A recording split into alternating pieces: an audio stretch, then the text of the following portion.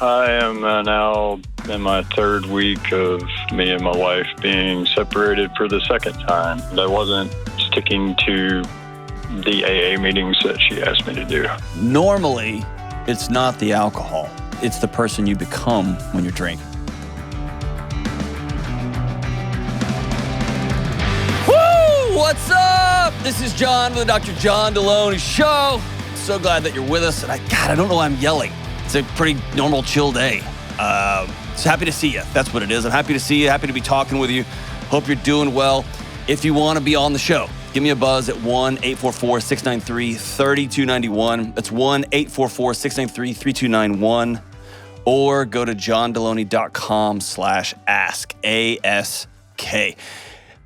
There's a family out here watching. We won't put you on the screen just in case you call in sick to work today, man, which is cool. But every time there's families that come watch us, it's one of my favorite things because we always end up talking about sex or parenting or something that the whole family ends up staring at the floor or looking at each other or looking at their mom and dad through side eye. And mom and dad are definitely looking at kids side eye. The whole thing's great.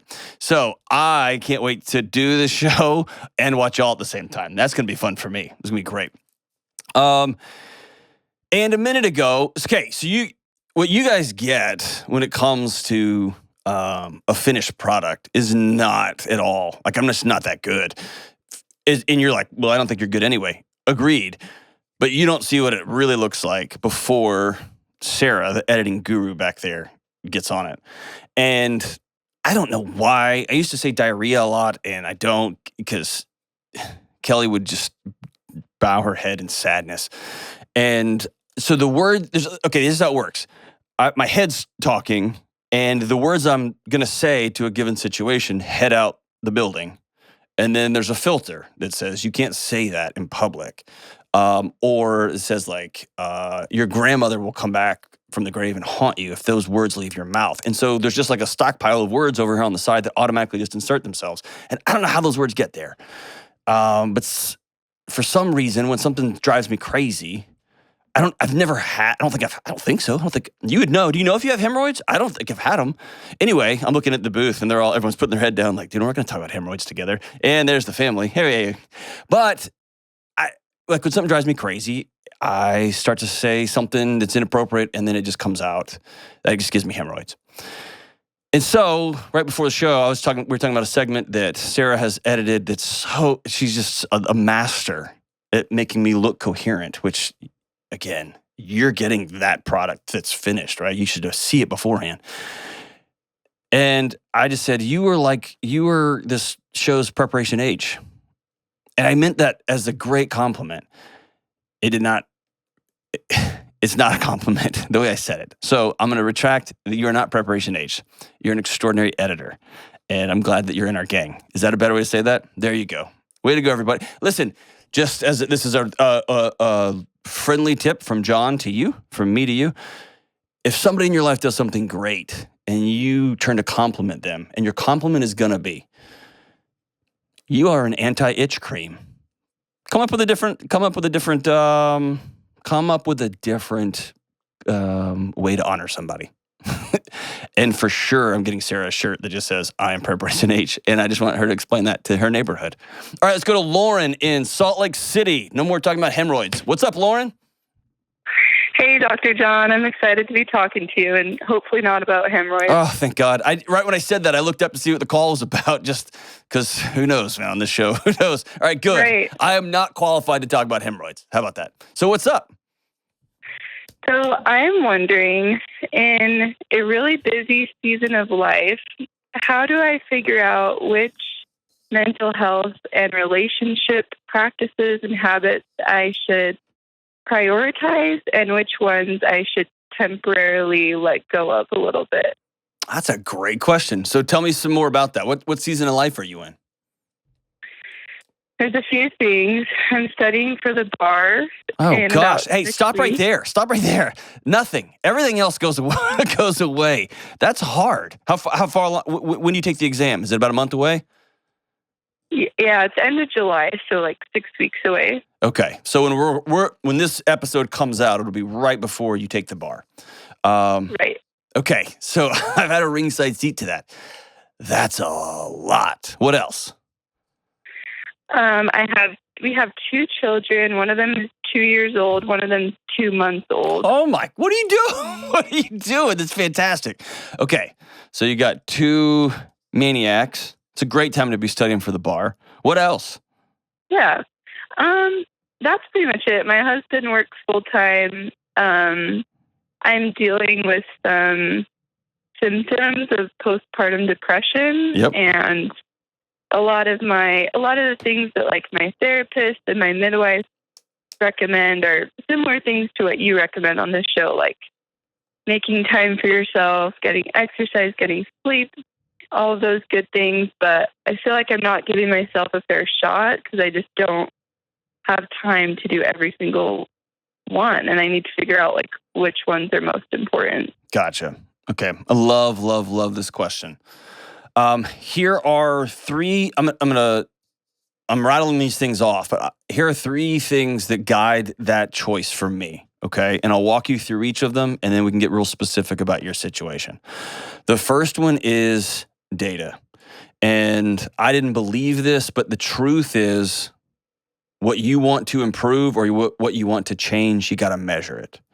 And for instance, I'm using my friend Dr. Lane Norton's Carbon app, CARBON. I have no affiliation with it. I got nothing with it other than it's a app to help you lose weight, app to help you gain control over your food. And it's incredible because I thought I was super attuned to my body. I thought I was super attuned to what my body needed. Turns out I was off by about 1,500 calories a day. I just was way off and I was wrong. And I only know that because of data. I wore one of those heart rate variability devices for a while. It was great for me. I'd wake up and be like, dude, I crushed it last night, a great night of sleep. And it would say, hey, you need to go back to bed. Do not work out today. And other days I woke up thinking, man, I'm overwhelmed. And it would say, hey, your body is primed, ready to rock and roll. Go run 10 miles. And so data is really important. Sometimes if you don't have devices, data can be just as simple as getting a note card and writing down, here's the things I want to get done today. Here's the things I need to get done today. And just checking them off. Am I doing the things that I need to get done today? Okay, so that's number one. Number two is other people. And it sounds like that's one that is important for you. I am a terrible judge of my own emotional state sometimes. I can feel like I'm in a great mood and my wife will tell me, hey, you're not okay and you're heading into a season that I've seen before. What do you need from me in this season?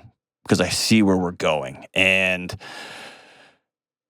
I don't like that. When my buddies call me, I'm like, hey man, we've checked out a couple of things or I'm worried about you. Like those things drive me crazy, but also it's a great data point that I don't have. And then the third one is over time, listening to my body and not trying to fight myself all the time.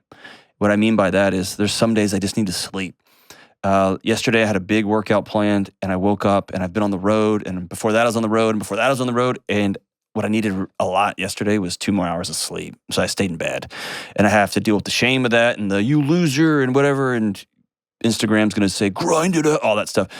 But I needed sleep and I ended up having a much, much better day. You see what I'm saying there? So those are the three things that get me through, that help me decide which things I need to be doing, whether it's resting, whether it's meditating, whether it's getting with people and hanging out with people, whether it's eating better, whatever the thing is, exercising. So I tell you all that to tell you this. Your body does not do a good job of differentiating between physical stress and psychological stress. That's why hard-charging CEOs will work 14-hour days and then they want to run a marathon on top of that and they just drop dead.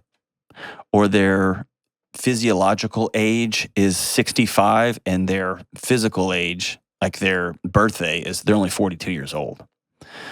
And so what I would tell you is you are in two of the most stressful situations a human being can put themselves in, other than a wartime or like a police officer getting shot at. And you're doing them all at the same time. And that is having 2 kids, 2 or under, and taking the bar. Do you recognize how hard that is? I think so. I think you do intellectually. I don't think you fully wrapped your head around how stressed your body actually is. Tell me I'm crazy. I don't think you're crazy. Okay. My guess is you are a great law student and you are looking around at all of your classmates taking this exam. And so you just think, okay, we'll just keep walking. And you've got 2 little kids and you've got some friends who are parents of young kids. Anyway, you're just taking the next step and the next step. I need you to just acknowledge, just for a minute, you are under extraordinary stress. Cool? Yeah, I think that's fair.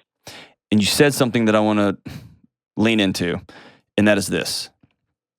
Your husband's working full time. Is he available to help out? Or are you having to do all this by yourself?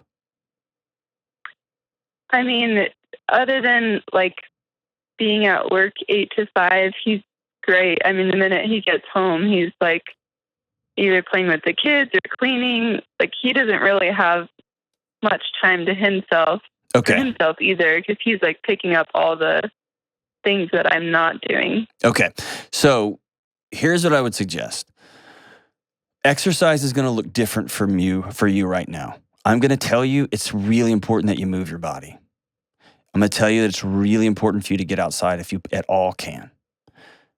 But I'm also going to tell you don't go running. Don't go run 10 miles. I think you should walk a lot.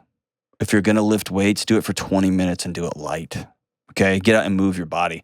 You don't need to add, quote unquote, more stress. What you want that to do right now is to help cycle through those stress hormones that are pumping through your body right now. Because your body knows if you got to pass the bar, you got to pass the bar, you got to pass the bar. And your body knows, got 2 little kids, right? You see what I'm saying? And so I want exercise to be something that helps.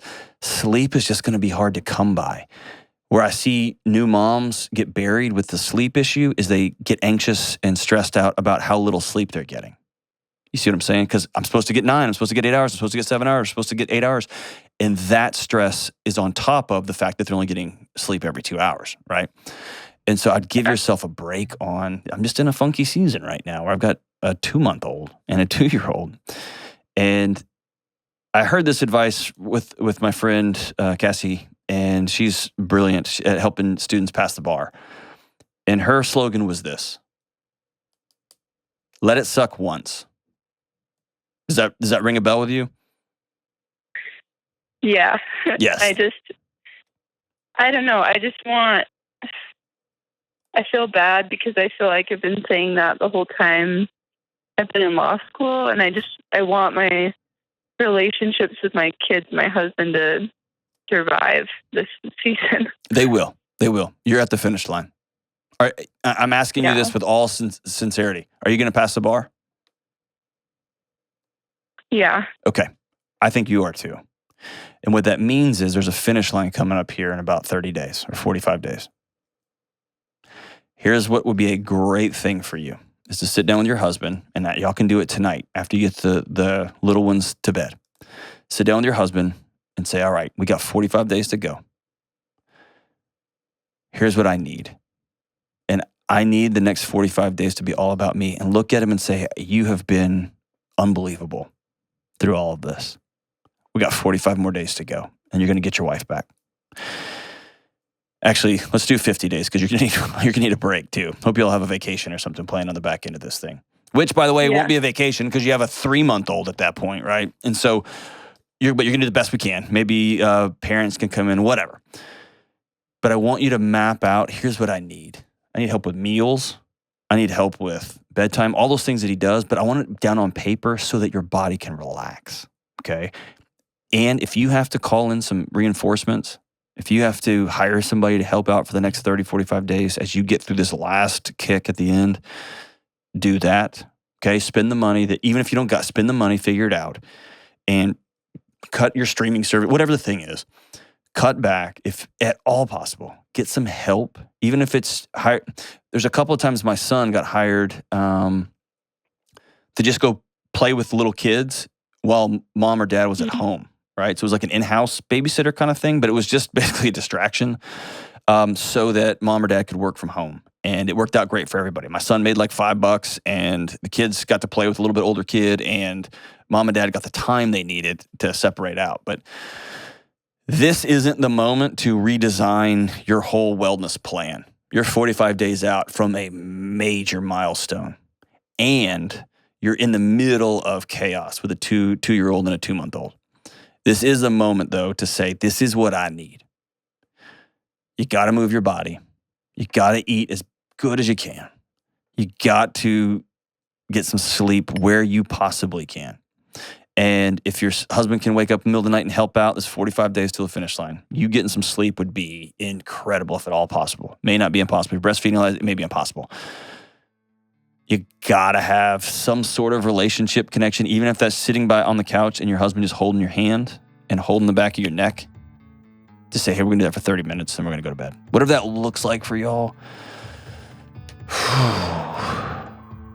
Then in 45 days, we're gonna circle back to data, other people, and listening to your body. And then we're going to be intentional about what do we need moving forward. What world are we going to create post-bar when I'm a lawyer, when you're working 8 to 5, we got 2 little kids. What world do we want to create in 2 years and 5 years and 7 years? And let's reverse engineer that and start working on that right now. But all that to say, pass that bar exam, have it suck one time. Don't have to take it again because you got to do this whole test prep over again. Connect with those babies and tell your husband exactly what you need over the next 45 days. We're rooting for you.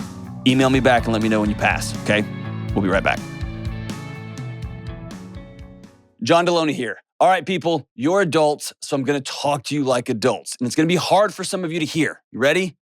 It's time to move on from the grandma hand-me-down Facebook marketplace deal or the just plain old nasty junky mattress. It's ridiculous. We upgrade our smartphones every 3 months, but we hang on to the same uncomfortable, lumpy mattress for decades. Your sleep is too important for that. It's time to invest in a good night's sleep with a high-quality mattress. And for me, that's Dream Cloud. I'm speaking from experience when I say this is the easiest thing you can do to start improving your life and your health. And DreamCloud is making it even easier with an offer exclusively for my listeners. $499 in accessories plus an additional $250 discount. That's $749 in accessories and savings. And you'll get pillows, a mattress protector, and luxury sheets. It's time to change your sleep and your life. Visit dreamcloudsleep.com/Delony or dreamcloudsleep.com and enter promo code Delony to get your new mattress today and get $749 in savings. All right, we're back. Let's go to Jenny from the block in Saratoga Springs. What's up, Jenny? Hi, Dr. D. How are you? I'm good. How are you doing? We are rocking it on, man. What's up? So I guess the short of it is my grandparents live next door, and they moved somebody into their backyard who, like in a camper in their backyard, who has an addiction problem. And I need help figuring out how to protect my family in that whole situation, because I don't have a problem with people who have addictions, obviously, like that's a whole other Jenny, thing, why do you hate America? I'm just kidding. I'm piling onto your own shame that take that off. Clearly you've identified a safety issue. Okay. Yes, that doesn't mean that you hate people that are struggling with addiction. That means that you're trying to keep your family safe. Yes. So what about the situation makes you feel unsafe? Well, this person stabbed someone. That's it? And now he's living in my backyard. So. Oh, there's that. Jeez, talk about overly sensitive, Jenny. So what's the addiction? Heroin. Gosh. So, I have been accused of being overly compassionate, and I've been accused of being full of leftist propaganda because my default setting is to love people and to welcome them into my house rather than kick them out. I totally get that. And 100%. I would not be okay if a violent heroin addict moved into my grandparents' house next door to me in a camper. Yeah. I got little kids. Do y'all have kids? Exactly where I'm at. I have a 3-year-old, yes. Okay. So what is the connection between your grandparents and this this backyard resident? He is the grandchild of their friends, and his grandparents passed away. So I think that they feel like they owe it to his grandparents to like take care of him. Okay. All right. So this situation is one of those that's most of us will not have stabbing heroin addicts living next door to us, particularly in our grandparents' backyard in a camper. But this is one of those outside the bell curve situations that we all deal with, especially when it comes to family. And that is setting up boundaries that are pretty firm. And so I think it's you and your husband sitting down, and is Dad in the picture? I just assumed that. I shouldn't do that. Okay, Dad's in the picture. It's y'all sitting down and saying, where are our boundaries here? And boundaries may be, as long as that person is living next door, us and our kids will not go to my grandparents' house. We refuse to go over there. If this person is somebody you can have a conversation with, it might be saying, hey, we understand that you're living here for a season in my grandparents' backyard. It's not okay for you to come over to our house. Or maybe you wait until that person does try to come over to your house. Say, hey, this is private property. We'd prefer if you don't come onto our house. Is that conversation awkward? Absolutely. Is it hard and ugly and messy? Absolutely. Might your grandparents revolt and say, well, then forget you, and I'm going to leave our house and all my money to this guy in the back? Maybe. But it comes down to a safety conversation that you and your husband feel safe. You could also get together with your husband and say, hey, we're going to go knock on this person's door and invite them out to coffee around our fire pit and ask them what's been going on in their life. And if there's y'all can decide what that is, right? But it's y'all get on the same page, and then there's the hard part, communicating that to your grandparents with respect and dignity, not just lobbing grenades, right? Have you talked to them? Yes, How'd that go? I went over there and I said, I was talking, my grandfather is like 90% deaf in one ear and he can't hear out of the other one. So he was watching the race with his headset on, so he couldn't hear me. And I was talking to my grandmother, which is an easier conversation. Yes. And so I was like, hey, Grandma, like, do we have a timeline on how long this guy is going to be living out back? And she was like, no, I don't really think he does either. And I was like, oh, that's, like, what are we going to do about that if that turns into a problem? Well, it was like, it will turn into forever. Yeah, that's what I'm afraid of. And she said, that's the thing about, because we just bought my parents' house. That was my parents' house, and we just bought it. Okay. And so she said, that's the thing about home ownership. You have to learn to live with your neighbors. And I just bit my tongue on Jenny, that one. That's a great grandma line right there. That's like Grandma Burn right there. That's awesome. Oh, dude, that's awesome. Good job for your grandma. So here's grandma just put her boundary down. This person's living here. You need to suck it up and get over it. That's not what you wanted to hear, but that's what you got. And so she actually is right. Y'all get to decide what happens next. Are we going to sell mom and dad's house at full market value and head out because we don't want our kids living here? Are we going to wait until there's a problem? Are we going to address it head on? Y'all get to decide what comes next. Just recognize that what comes next is going to be uncomfortable. There's not really a way around that. And just because it's uncomfortable doesn't mean it's wrong. Okay. Right? If I'm in your situation and you've already had the conversation with grandma, probably what I would do is be very proactive about reaching out. I would go meet the person. To the guy? Yes. The way you just said it, unless this person is scary, right? Or completely... I mean, he's just like not all there. So okay. I don't even know how that conversation would even go. Like, I'm knocking on a camper in my backyard, like, hey. Like that, but again... You want a beer? I mean, yeah. That's probably what I would do, quite honestly.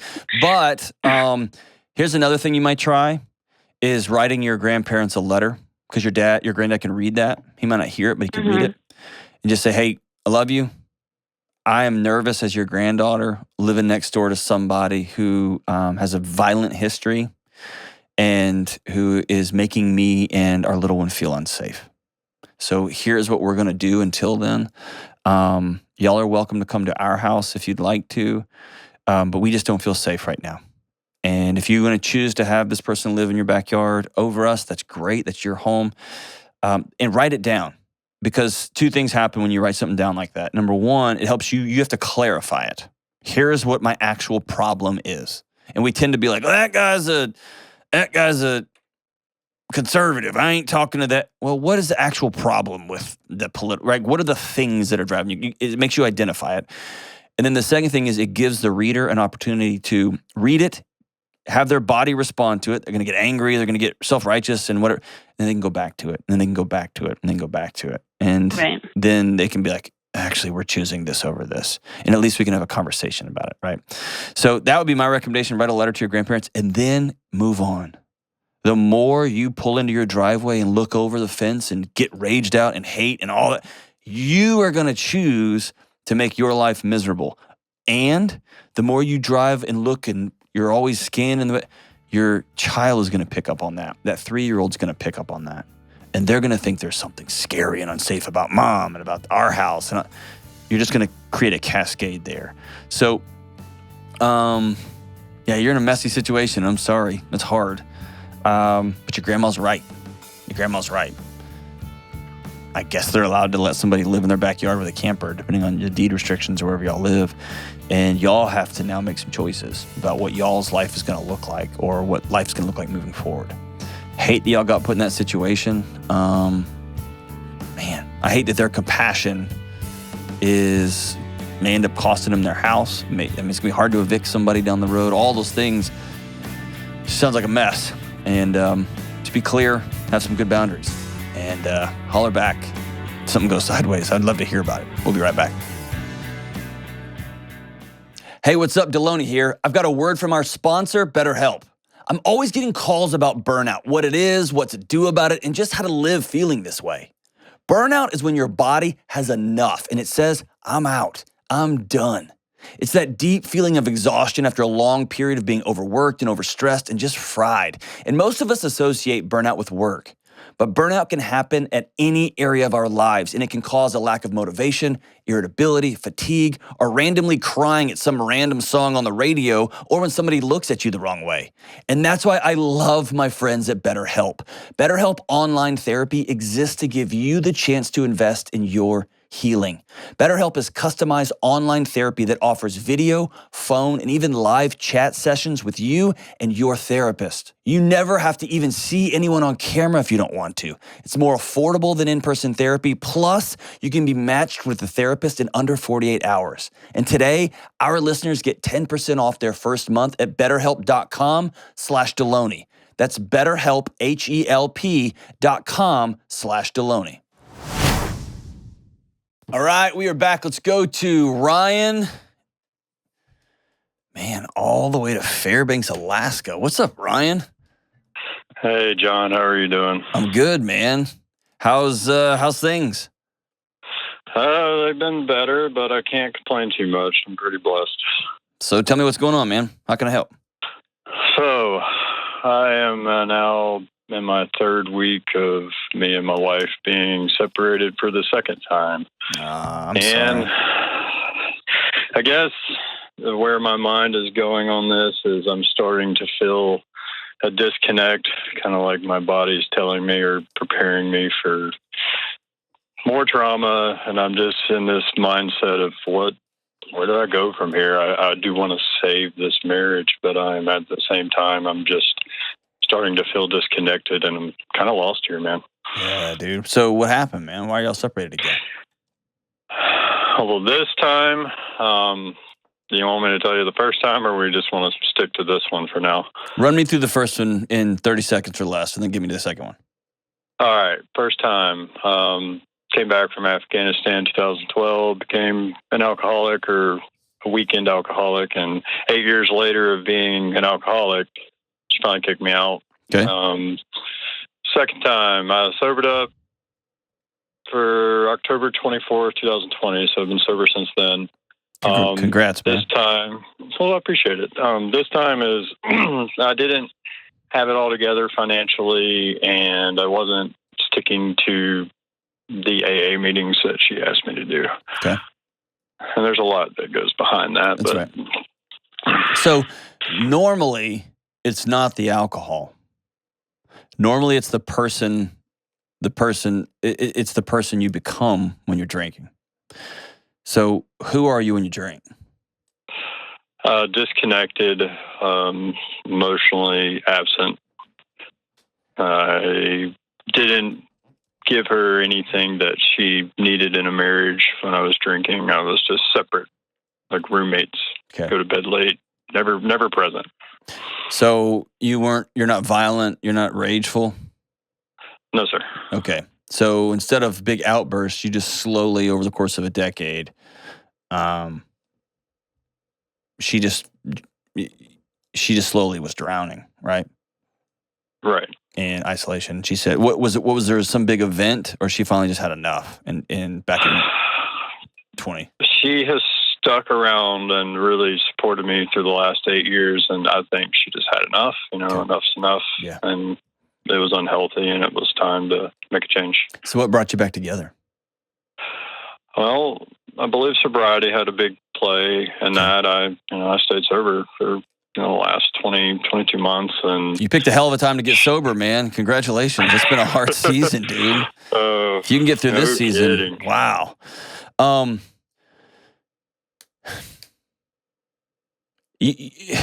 When you got sober, did you heal or did you trade? Here's what I mean by that.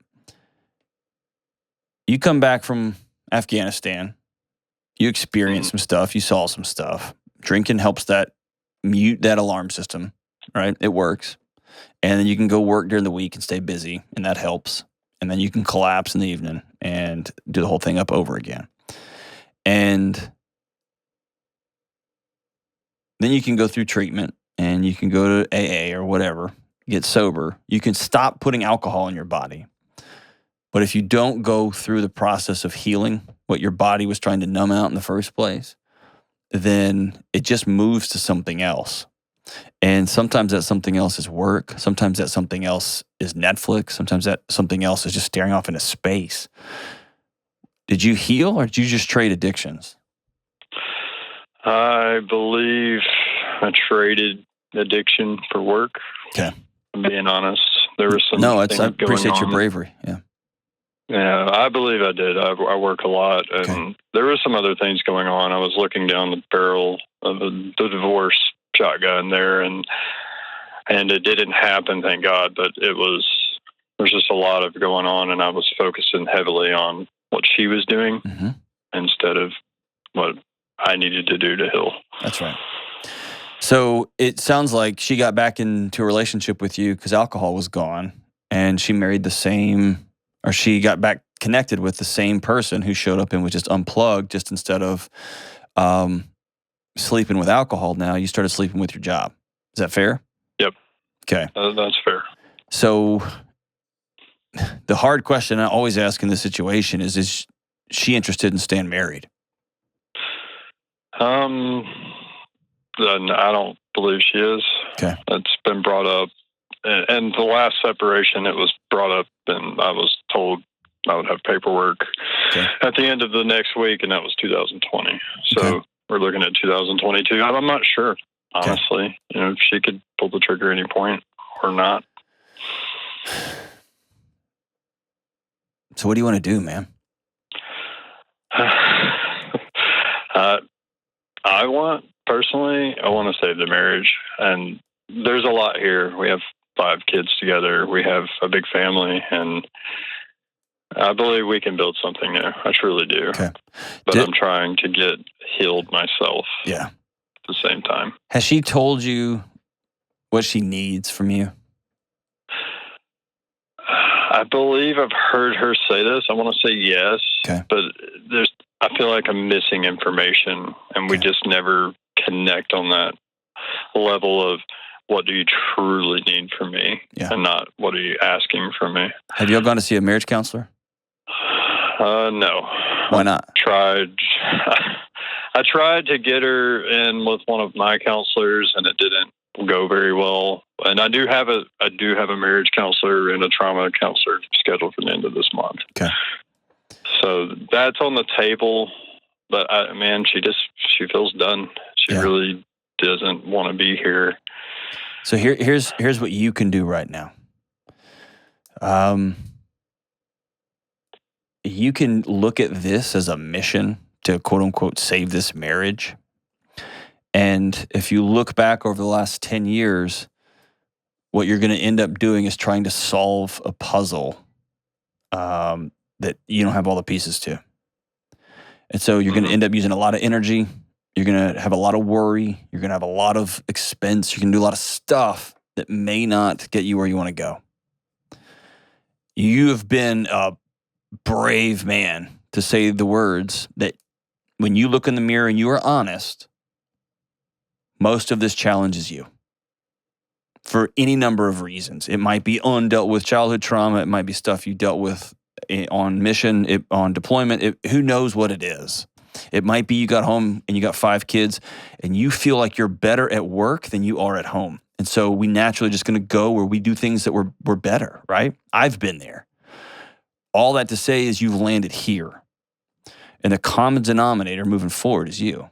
You haven't told me anything that she's cheating on you, that she's an addict too, that you just said like, no, she's just been putting in the time, and finally she just said, I can't, I'm out. Is that fair? Yeah, I mean, there was some infidelity that caused some trauma on her part. She cheated on you? Yes. Okay. All right. So she's not blameless in this deal either, right?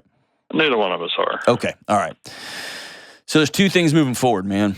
One is you coming up with a clear, detailed plan on how Ryan's life is going to be different.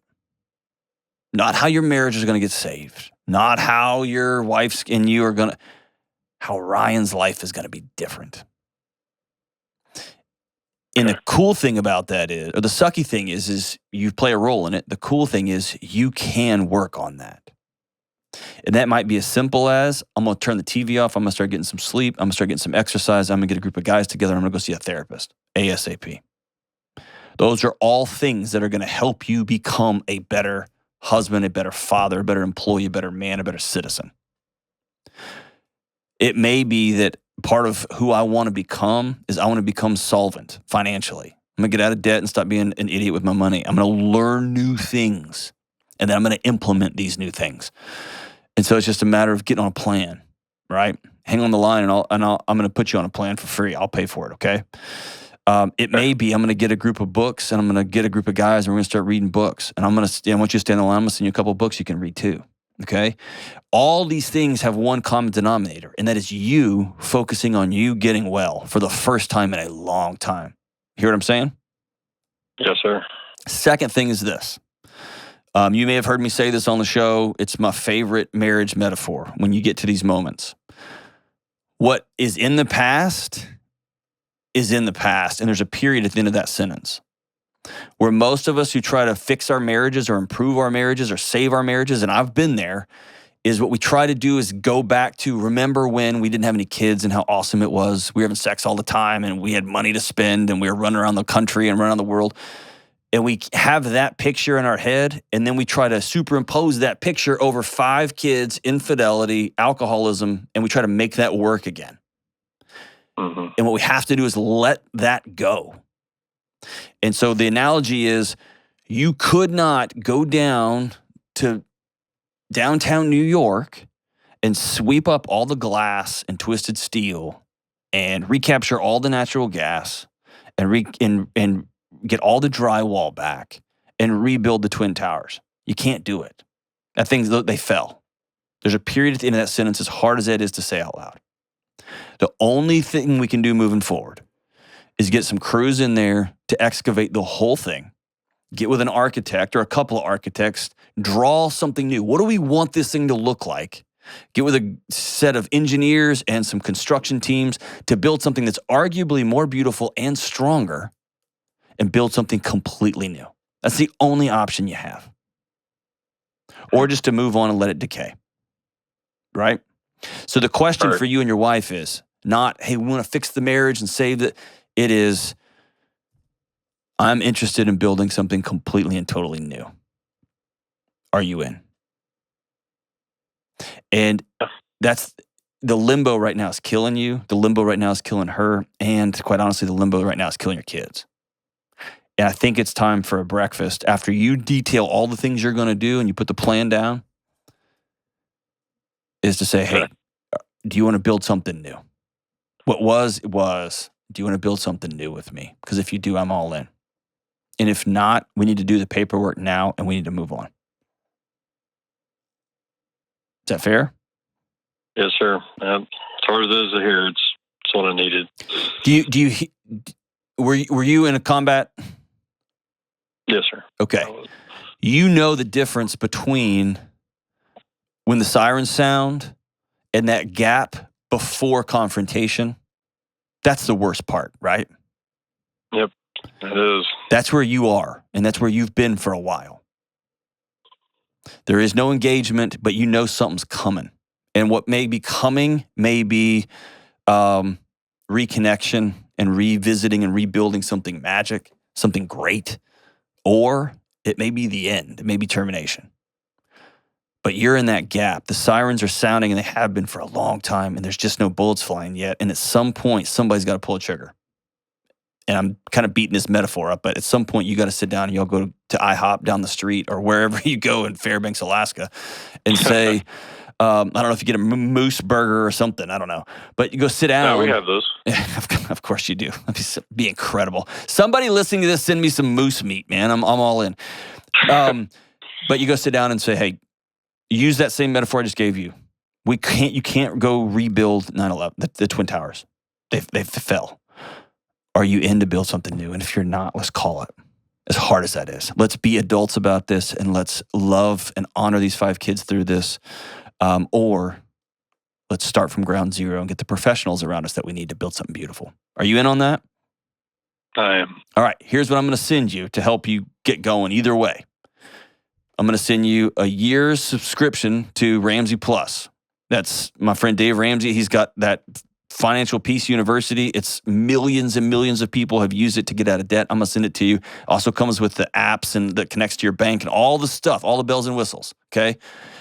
I want you to use that thing, and I want you to watch all the videos on that deal. And if she'll watch them with you, that'll be amazing, okay? That's number 1. And right. Make your kids watch them too. Why not? Number 2, I'm going to send you my new book, which is Own Your Past, Change Your Future. And what that book is here's all the stuff, and now we're at the turning point. Here's all the crap. Now we have to ask ourselves that one terrifying question, what do we do now? And it is a step-by-step to walk yourself out of a wellness plan. Okay? I'm going to send you that. Okay. I'm also going to send you Total Money Makeover, which is Dave's book that helps with that. Okay? And I want you to commit to reading those books. Let your wife know as a part of your plan moving forward, you're going to read those books. Okay? So hang on the line here, brother. Let me just ask, are you all in? I'm all in. Okay. Thank you. Okay. Let me know how this conversation goes. And by the way, if she won't have this conversation, she won't have breakfast with you, I want you to sit down at a computer and type out a long letter to her that explains all this in it. She may not give you an audience now. Hopefully she does. Hopefully she'll be an adult and you can be an adult and y'all can just go have breakfast together. If she won't, write it out. Write her a letter and say, here's where I'm at. Here's the things I'm going to do. Here's that picture of the Twin Towers. And here's what I want to do moving forward. We got to scratch and clear the surface and build something brand stinking new. You deserve that. She deserves that. Those 5 kids deserve that. And I'm here to tell you, I've seen it done. It's a lot of work, man. But I was in New York a few weeks ago doing media. Man, and the monument they've built and the new tower they've built is something to behold. It can be done. Y'all are worth it. Go get it. We'll be right back. Hey, what's up? Now that my new book, Own Your Past, Change Your Future, is out in the wild, we've been hearing reviews and feedback from readers, and wow, I'm so grateful. And one of the things I've been most excited about hearing is that this book is not just for people who are healing from terrible traumatic experience or other big scary things from their past. This book is for everyone in every walk of life. The single 30-year-old looking to sharpen their mind, the 25-year-old hoping to make new friends, the parent who's tired of seeing their kids' eyes glued to a screen, but who doesn't know how to re-enter their life. People coming out of abusive relationships, everyone. And this book isn't me talking at you. This book is me walking with you because I've been there too. To better understand and improve your mental, relational, and emotional health, please check out Own Your Past, Change Your Future at johndelony.com today. That's johndelony.com today. All right, we are back. I got this email that I usually don't respond to these, but this is one that I wanted to touch on here. Here's what the email says.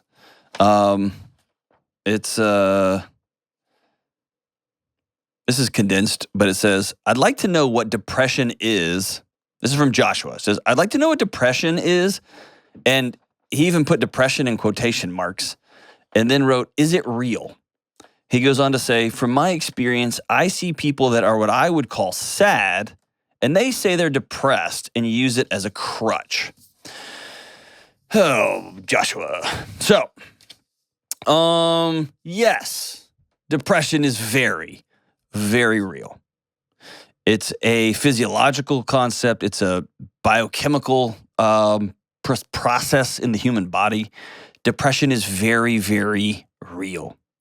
It runs on a spectrum. Some is the compression of feelings, the chemical and spiritual stress from holding back childhood traumas or neglect, all the way to the deep, dark, black hole, the inability to move or function, psychosomatic functioning, right?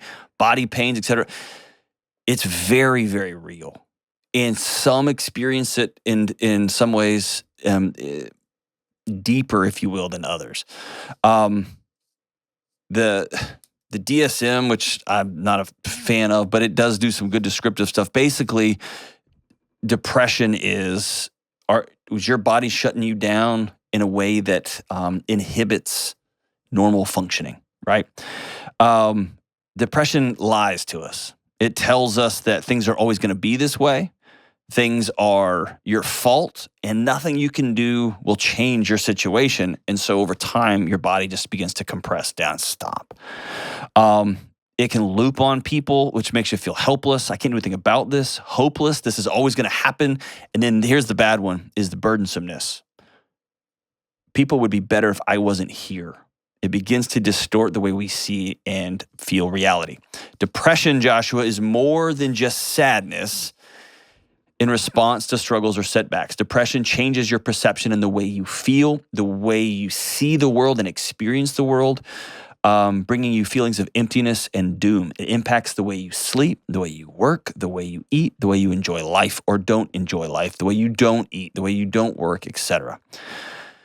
And yes, Josh, I've met with countless people, especially when I was working in universities. Students would come say, hey, I just failed the test and I needed to pass this test. My mom just moved out on my dad. And they would say, I'm just depressed. And I would say, you're not depressed. You're sad. You're really, really sad. And then in a month, 2 months, 3 months, they circle back and they say, hey, I haven't eaten. I've lost 30 pounds. I can't breathe. I'm unable to sleep. Every moment I wake up, I open my eyes, I start counting the minutes till I can close them again and I feel like I'm doing life with a weight vest on. That is an instant, I need you to go see a counselor. I absolutely, people say anxiety's never killed anybody, right? Panic attacks never killed anybody. You just got to ride you got to ride that wave. Depression does kill people a lot. Absolutely it does. So depression looks different across gender and across culture. A lot of men express depression by pounding their chests and saying, look at me. It's called the one-up position. It's a physiological thing. They will sometimes bow up. This is a gender generalization, but women often show depression by one down, right? They latch to the bottom of a family or relationship and they put everybody's needs ahead of their own and they just ride out as slow as they can underneath the water. And both of those are expressing the same powerlessness feeling there. Sometimes it's stomach aches, numbing out, back pains, irritability, frustration, and aggression, especially in young kids. A great primer, I'm going to point you to Andrew Huberman's podcast, the Huberman Lab podcast, and you can scroll down and find he's got an incredible biochemical. He gets way into the neurochemicals and the neurotransmitters and the neuromodulator, all the stuff, the chemical process of depression. It's about a 2-hour podcast. It's incredible if you want to go down a rabbit hole. But to answer this question broadly, yes, depression is very, very real. And if you have found yourself in a situation where you are unable to function, you do not feel or express or see joy anymore, you are unable to laugh, your body doesn't respond in those, you just are running low. Or more importantly, you feel like the world would be better if you just weren't here. Or you don't want to die, you just want the pain to stop because it hurt. Please call somebody. And Joshua, if you know somebody in that situation, friends say something. Loved ones get in the middle of that and say, hey, you play a role here. You got a purpose here. I'm going to call in everybody I can to keep you alive and to help you heal. Depression's for real. It's for real. So thanks for the email, man. Here, let me just, I had some notes there. I was reading my notes there about depression. I don't have these notes. Let's don't get into the game, people, to diagnose each other or to not diagnose each other. If somebody says they're struggling, then they're struggling. Whether it's depression or sadness, who cares? Somebody's hurting in your life. Lean into that. They just need to suck it up and move on. Man, be wrong on that once and see what happens. It's not something to be wrong on. Lean into them and say, hey, everybody is helped by moving their body. Everybody. Everybody's helped by having good, close relationships. Everybody's helped by sleep. Everybody's helped by having somebody they can check in with and talk to. Everybody's helped by eating well, right? Those are all basic things that whether someone's quote unquote got sadness or someone's quote unquote got depressed. So dude, Josh, don't play armchair quarterback. Somebody says, hey, I'm really depressed. Say, have you going to talk to anybody about that? Lean into that connection. Don't disconnect and be like, that's not what that is. Don't be that guy. Don't be that guy. Or if somebody comes to you and says, hey, I'm really sad because somebody I love passed away, or because me and my wife aren't talking, or don't immediately jump to like, well, it sounds like you've got major depression. No, don't do that either. Sit with people. And if they need someone to talk to, be that encouraging voice and send them to talk to somebody. All right, that's my thing. Armchair diagnosticians drive me crazy. Armchair diagnosticians drive me crazy. Anyway, all right, so it's Kelly's favorite song in the world, actually. She just brought these lyrics in during the break, and the song is by one of her favorite songwriters, Anderson East. And I don't know whether to take this personal or not, but the title of the song is I Hate You. The lyrics go like, if there's not a better song for Kelly, I don't know what it is. This is Kelly's expression of her feelings towards me in her song, I Hate You. And it goes like this. What did this all start about? Because this ain't how it started out. You should have stuck with alcohol, but you had to have that Adderall. Dang, Kelly. And now you're crying in the parking lot with heels in your hands, saying, I'm the one who's not making any sense. As much as I hate you, please don't ever leave me. I won't, Kelly. Don't know what I'd do if you ever followed through. You said that we're over, but can we talk when we're sober? Because, baby, I love you. Baby, I love you. I'm married, Kelly. More than I hate you. As much as I hate you. I love you. I love you, too. We'll see you soon. Coming up on the next episode. Over the time that we had lived together, the environment that I was living in with her just became really unsafe. What does that mean? One of the roommates threatened to shoot up drug dealers. And then the drug dealers came back and said, we're going to shoot up everyone in your entire house. So sometimes I talk to folks and they're like, it's just not safe. There's Cheetos everywhere. Then there's, it's not safe because someone's going to murder us. Long-distance polyamorous boyfriend is now moving in. Okay. So there are going to be 2 boyfriends living in the house. We're terrified our kids are going to be molested. The idea that because they are all dating means they're more likely to sexually assault and molest a child isn't accurate.